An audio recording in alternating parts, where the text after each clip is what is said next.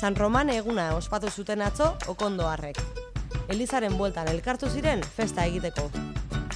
Haur zein heldu makina batekin zaizat zituzten gozamenerako. Auzolana eta herri giroa osagai egitarau oparoa antolatu dute.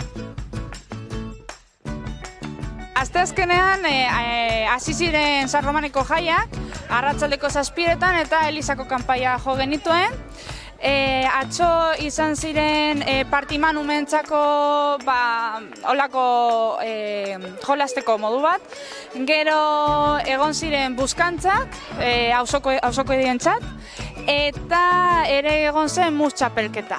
Eta gauean egon ziren mariatziak eta disko jaiak. Eta gaur goizean 12 inguru izan dira mesa eta pintxoak dastatzeko.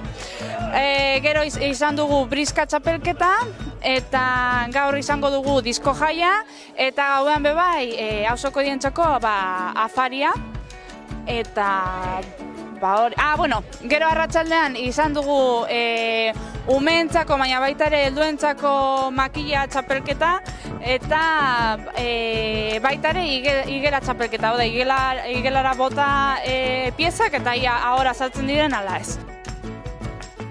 Makila txapelketan neurtu zuten Okondoarren oreka gaitasuna. Zigizagaka 3 aulkiren artean pasatzean zetzan jokoa, ahalik eta distantzia luzeena egiteko.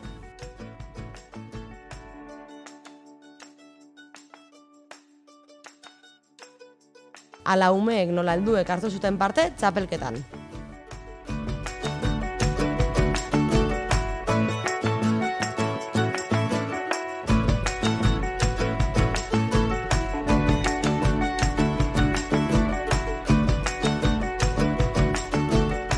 Herri afaria izan zuten segidan auzokideak elkartzeko aitzakia gisa.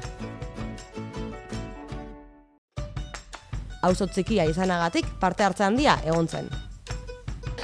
Nik nabarmenduko nukeena da auzokoen jai bat dela.